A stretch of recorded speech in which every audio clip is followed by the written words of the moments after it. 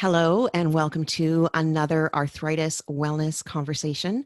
My name is Sandra Sova, and as always, I am joined by a research scientist from Arthritis Research Canada and members of the Arthritis Patient Advisory Board.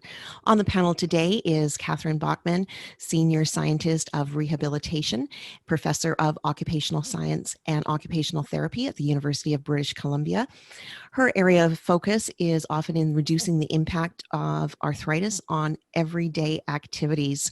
From the patient advisory panel today, we are joined by Nikki, Eileen, Shannon, and Philippa. Our conversation today is very timely as we head into the holiday season. And what we're going to be talking about today is how to best navigate the thinking about, the planning for, the shopping, the preparing, and handling everything that it takes to put together a holiday meal or just some of the extra cooking and baking that tends to happen around this time of year. I know that doing something like that can be a big task for anyone, but for those of us that are living with arthritis, that may bring a few extra dimensions into it. So we thought we would come here today and share our tips and tricks and strategies with you. So welcome everyone. Welcome to the panel. Catherine, I think I just like just to start with you and welcome you to the panel today and the everyday tasks of someone of living with arthritis and having that tie in with occupational therapy. Like there's so much that's involved in that. And that's the type of research that can really help individuals living with arthritis. That's right, because the impact of arthritis can be on small routine activities from every day or have a really big impact on people's major life roles like parenting or employment. So learning from people who have been there and have lived with arthritis for a long time is one way of sharing some of the tips or strategies that make everyday life a little bit easier in the presence of arthritis. Mm-hmm. So in the topic of getting prepared and for the holidays, do we have any avid cooks on the panel? Does anyone absolutely love preparing food? Yeah. I do. Yeah. I see a shake of the head and I see a couple of nods. Philippa, what do you enjoy about cooking and preparing for a holiday? Well, except for this holiday where we're not going to have a big table. I love cooking for other people, for when they come over. I love the planning, the preparing, the eating together, and also the after talk at the table. So I like all parts of that. I like doing that more than the day-to-day cooking. Mm-hmm. And Shannon, you're not such a big fan. Well, no, and it's typical. I'm one of those people that I actually like cooking and I like baking, but especially with cooking, if I've done a big meal, by the time it's ready, I don't want to eat it. Mm-hmm. Yeah. So I just kind of come up with some shortcuts and ways to get through it. But yeah, we'll get to those. We'll get to those. Nikki, I know that you mentioned that you also like to do baking. I do, yes, especially since this whole pandemic. I think I've baked quite a bit, and so I'm looking forward to making some Christmas goodies to drop off since I can't see most of my family and friends. What a nice idea. And Eileen, you like to dabble in the kitchen as well? Yeah, I think before I was diagnosed with rheumatoid arthritis, I was a lot more enthusiastic and passionate about cooking. It's become a challenge ever since my diagnosis, and it's definitely changed the way I eat and also the way I cook. So right now, I guess I really just enjoy the creativity of it mostly. But as Shannon said, if I spend too much time on it, then I have no energy or desire to eat. Mm-hmm. No, I can relate to that, and also what you said about the creativity of it. That's one of the things that I really like about cooking. It's sort of like the artistry of blending the flavors, and then even right down to plating. Like it's just like you can have a lot of fun with that. So this year it's it's going to be looking a little bit different, but I hope that people are still going to keep in with some of those traditions and some of the things that we do. Thinking about gearing up for cooking a big holiday meal. It's not just about the cook day. There's one of the things that is a really big factor is shopping and getting all of that done. Can I hear from the panel on some of the either the challenges that you have or some of the techniques that you use to manage that? Well, I don't drive and I live with arthritis, so carrying anything heavy is a challenge. So I guess my tips are to always get a shopping cart, get somebody to be able to drop it off for you, or get it delivered. And then my shopping tips throughout this pandemic have been only going during certain hours of the day when most people aren't going out, usually between quite early in the morning or after the morning rush before school's out. That's when I typically do all of my going out into public shopping. And then I found just gathering things well ahead of time in kind of hindsight that I thought maybe there might be another shortage in things if people go through, another pandemic fear of lockdown. So they start hoarding baking supplies or toilet paper again. So I started getting a lot of my stuff months ago. Mm-hmm. You can certainly do the baking ahead of time. That's a way of pacing yourself a little bit, whether you have arthritis or not. So if there's, if you want to have holiday baking, a variety of different things for holiday baking, or as Nikki mentioned, maybe you're giving it away to friends or family and want to share treats, then you don't want to be doing all that baking all at once. So choosing some items that freeze really well and spacing it out over several weeks and doing that ahead of time also spreads out the shopping. Mm-hmm. And some things like shortbread need to sit for a bit as well. So those are kind of those things that need to age a week or two. When I used to make rum balls, they used to have to anything with alcohol to marinate for a couple of weeks. Yeah. So you could do them, in November. Yeah. Like Shannon mentioned, all that work for a big holiday meal. So I'm often deflated that people finish in 20 minutes. And I'm thinking of all that time it went to. So it sometimes is better that you've prepared some things ahead of time. But I think also planning ahead for exactly what you're going to need, but divide out the meal planning or the holiday celebrations into different chunks and just shop for the items that you're going to use that week. And also maybe splurge a little bit if you have the capacity to do so for some partially prepared items. So if you're going to be stuffing a turkey, splurge for the already chopped up onions and celery and so forth. Yeah, any pre-cut vegetables would be my suggestion. All those, If it comes pre-cut, I buy it. I don't even look at the whole ones anymore. So I think that's worthwhile too, and especially in the freezer section now. So they've got a few, and that I think that's maybe been a benefit of the pandemic. A few of these different more grocery stores are carrying some of these prepared items. But in the freezer section, you can get the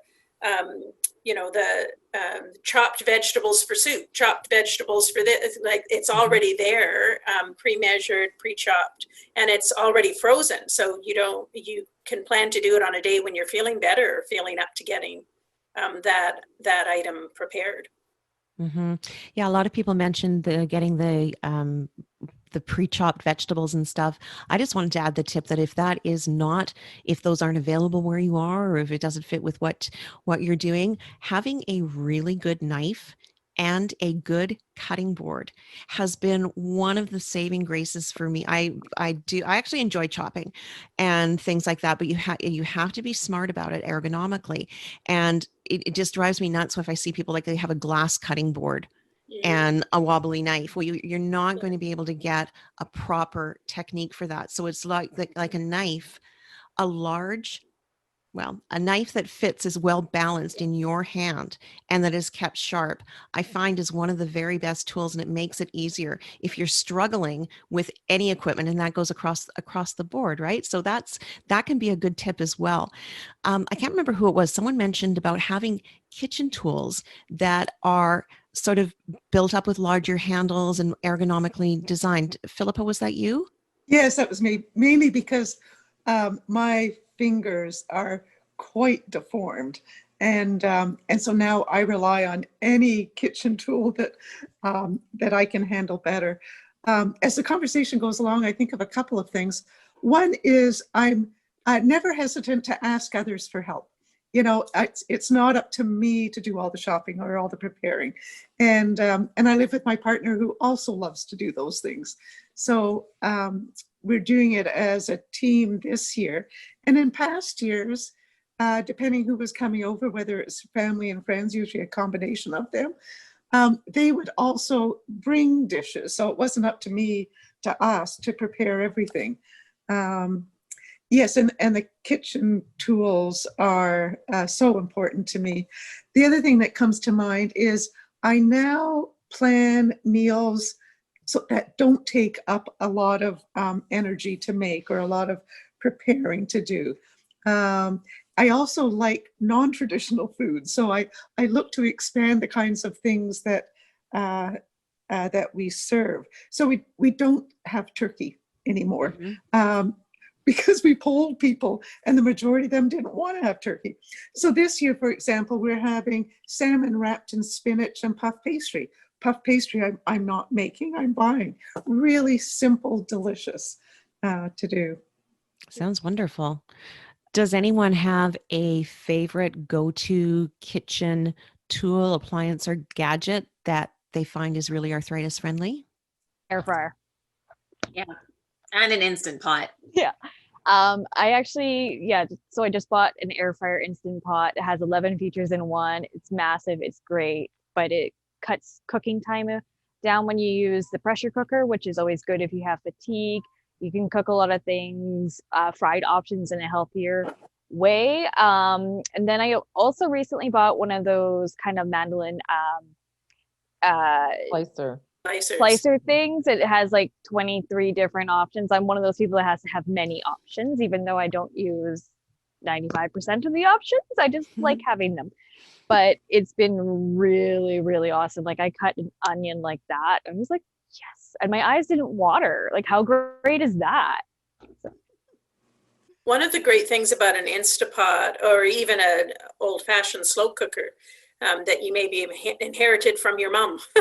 But a good thing about those is having simple meals that are around your big meal, because if you're going to be planning to spend some energy on a big holiday meal, then you also want to eat the day before or, breakfast that morning or things like that. So having something like the Instapot or a crock pot so that you can do overnight oats so that breakfast is waiting for you in the morning and you get to have it and then plan your holiday celebration, or the night before you've got soup or spaghetti all ready to go or something like that, then it really helps pace yourself or save energy for the special occasion meal. I think that pacing and saving energy and budgeting that is one of the key things. And I know it really helps me. I do a lot of preparation, like mise en place, like have everything ready beforehand. Like if I'm baking something, I measure out all the ingredients beforehand. If I'm making a stir fry, everything's chopped and done. Then I take a break, then I take another break. And so that when it comes time to actually do the cooking at the stove, I'm refreshed again, because I find I can't do pulling out all the ingredients, measuring them all out and all of that stuff. So it's break it down into chunks. It does take a lot of time. That's not instant cooking, but it manages my energy level. I've done that normally just with baking. I'll do my dry ingredients in a bowl and assess how I'm feeling. And sometimes that gets covered up and it's finished the next day. Yep. You know. This year for Christmas, I'm going to do something a little bit different, just given I want to avoid the crowds and I don't have a whole lot of people coming over. So who cares about creating something majorly fancy? But turkey dinner is my absolute favorite dinner. And thanks to Shannon and her suggestion of trying HelloFresh, I'm going to do their holiday pack. Wonderful. So it comes to my house all ready for me. Simple. So I've ordered the fresh prep. I do fresh prep a couple of times a week anyways. And so I've ordered their turkey dinner for New Year's. So we will try and cook it the way we like it. Yeah. For Christmas, but for New Year's, it's coming in compliments of a meal prep service. So that is one way of reducing the number of steps, and also just there's a certain amount of cognitive energy that goes into all of this, and somebody's already planned it and they've given you exactly the portions you need and all the spices and condiments, and then they've laid it all out and they tell you how far ahead to start. Mm-hmm. If you want to eat your meal at this time, start this far ahead, and here's each of the things that you need to do at different times. So you don't need to spend the cognitive energy on figuring all of that out either. It's also easy to budget how much you're going to spend. Yes, yeah. So they're a little bit more expensive than grocery shopping on your own for the most part, but they're way less expensive than eating out. Sometimes and energy. we're worth it. Yeah. Yeah. It's worth it, energy savings. I live on Salt Spring Island, and I don't think we have access to any of that. But what we do have is dozens and dozens of farm stands. And one of the things that they provide at this time of year is portions of already made meals. So things like fresh bread and soups, or preserves, or some baked goods, pies, both savory and sweet. So it's so nice to go around and look at the farm stands because they're all decorated for Christmas, and it's great to buy stuff from them as well. Yeah, and I think increasingly they're starting to do things that help you prepare a meal. So putting together their vegetables as a side dish. So like they've already prepared some root vegetables so that all you have to do is roast them. So increasingly I've seen at farmers markets people kind of mimicking some of those meal prep services to some degree. Smart. Yeah, saving steps, managing the energy, mixing it up, whether it's with getting some of those meal kits or utilizing some of the great offerings from local restaurants in town, those farmer market stands. That sounds like we can be creative and mix it up. Let's talk about like some of the challenges. What I was asking people what they found was the most difficult part of putting together a big spread for the holidays, whether it was the planning, the shopping, all the cooking, or if it was the cleanup or something else. Where does the panel weigh in on this? I think it's the cleanup aspect for myself. Cleanup. Agreed. Always the end, because you spend so much time standing, preparing whatever it might be. And then by the time it comes to clean everything up, you're just so drained. Yeah. And every holiday, a big meal, my feet and my knees are feeling like jelly fire after. And that's why I think spending that little bit more to get it kind of prepared for you means that you're cutting down on, you're saving energy and you can actually enjoy your meal, because by the time you prepare it, you feel so horrible. You can't enjoy it, and you definitely can't clean it up. So then it sits there for about a week. So I have two suggestions related to cleanup. If you're having a big dinner, which we know none of us are having this year, but rent the dishes. So they drop off your dishes. They're all the same. You set your table and you only have to scrape and put them back in the box and leave them on your porch and they pick them up the next day. So We've done that. It's fabulous. I had no idea. Yeah, so it's fabulous time. Yeah, saved energy, time, and if you break one, they charge you pittance for the broken dishes, but you don't have to clean yours, pull all yours out and stuff. You just order whatever you want: wine glasses, side dishes, plates, utensils. How about a roasting pan? I'll bring some chairs too. Yeah, you can chairs too. Anyway, so that's one you can rent. You can rent dishes, and they drop them off and pick them up, and you don't have to do a thing about them except scrape off if somebody left it. The other one is to play an after dinner game, and whoever wins gets the first choice of leftovers. And so when they get the leftovers, they do all the cleaning up. So all you need is to have some, paper plates, plastic bags, or Ziploc containers or whatever. So whoever wins the game gets first dibs at leftovers. And usually once they get involved in it, they just carry on cleaning up for the most part, unless the person who won is a 29-year-old young man or something who doesn't think about the far-reaching elements of cleanup. But you can gently encourage them to clean up everything, because take the leftovers. Here's the way that you go about that. Can you just put that in the dishwasher now that you've emptied it?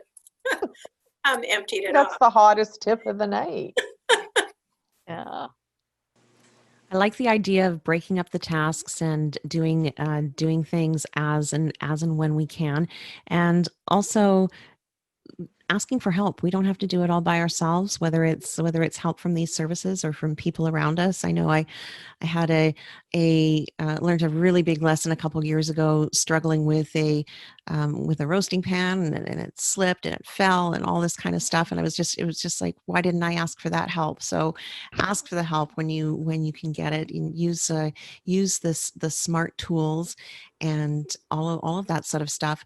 And we have to take breaks, and we have to pace ourselves. And does that sometimes doesn't always fit with a schedule, but you have to build it into your schedule. I do. I'm such a nerd when it comes to this. I write out the plan of everything that I'm going to cook and all the ingredients and when I'm going to shop, when I'm going to do this and that. And it's, a lot of people would be horrified with the amount of time it takes, because it's days and hours, but holiday meal cooking is like my Super Bowl event. I just love it.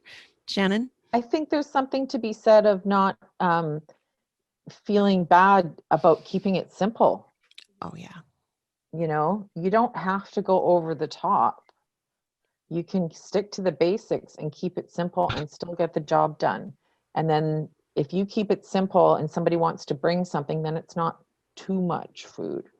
Mm-hmm, mm-hmm. And also cook your turkey in an oven bag. Tell us about that, Eileen. This was a new discovery of yours. Okay, so this is another tip I got from Shannon. Thank you, Mother Shannon. You're welcome. So I've cooked 3 turkeys now in this oven bag that she told me about. I had no idea until I was 34 or 33 what an oven bag was. And it's a life changer. They're just simply this plastic bag that you put the entire turkey in, and you cook it for a little bit less time than you would if you were covering it with foil. You put all the other ingredients in there. It creates the gravy and everything inside the bag. You don't have to pull it out, which is really difficult with arthritis. You don't have to baste it. So that's amazing. And the last time that I made a turkey with this, I didn't even use a knife to cut it off the bone. It literally just fell right off. And it was the most delicious turkey I've ever had. So use an oven bag if you're making a turkey. That is such a good idea. I've never even heard of that. I would imagine it keeps it super moist, like you're saying. Oh, it's You incredible. do cut slits in it, but you can also, like on the packages, and I'm sure if you go on Pinterest now, but you can do like a whole pot roast in them with the vegetables and everything. And it retains all the juices. So you're also not getting a super gunky pan after. I was going to say, like the cleanup factor. Yeah. And all the juices stay in it. They were all the rage a couple of decades ago. You might not have been born yet, Eileen. No, I remember I was maybe 30 years ago or something, but they were a really big holiday rage. And so all the supermarkets were, like they'd have displays of these oven bags. Why are they not popular now? Like they're incredible.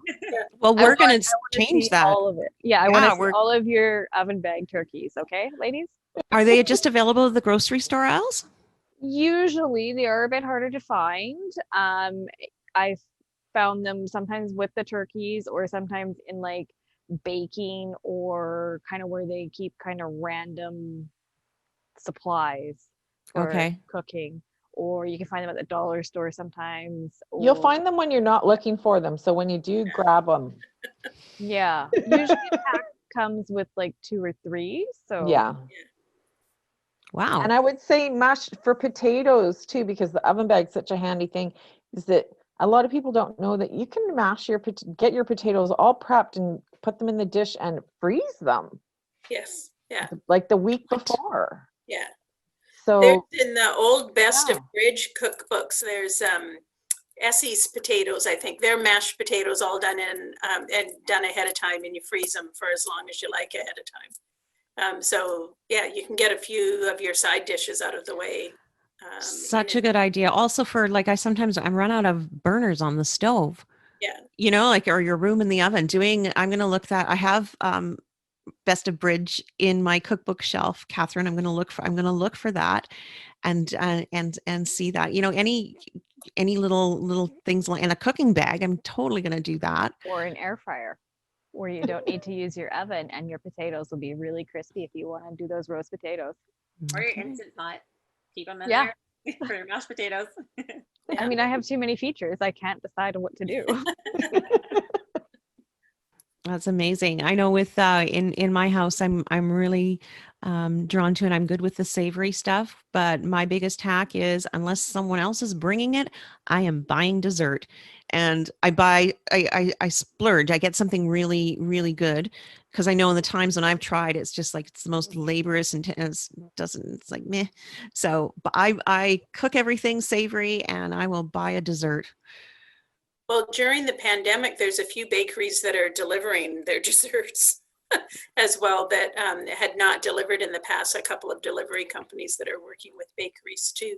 But there's when I was visiting a friend a couple of years ago, she gave me her go-to dessert for when she had company, and because you can make it ahead of time and leave it in the freezer, and you buy meringues from the bakery and some lemon curd from the grocery store and whip some cream, and basically you crumble up the meringues and you dollop the lemon curd, fold it all into the whipped cream, put it in a loaf pan in the freezer until you want it, and then you take it out and slice it.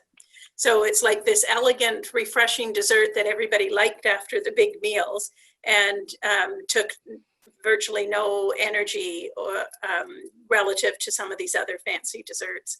And you could do it well in advance. I like that.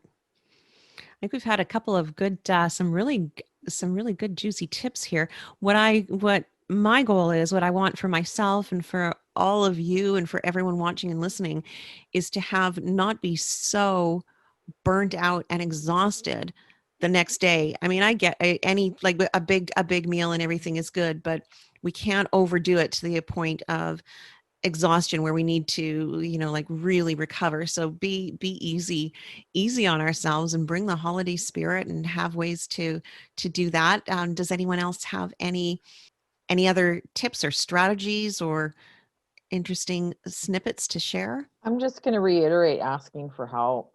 Yeah. Really can't stress it enough. I always kind of go with the flow. I try to not compare to my previous years, especially the years where I wasn't dealing with rheumatoid arthritis. I find that can just send me down a negative rabbit hole of negative self-talk. So I just kind of take it as it is, and go with what my body tells me I'm able to do at that day. That's good advice. And I always try to remember that the whole purpose of this is to enjoy the people around me.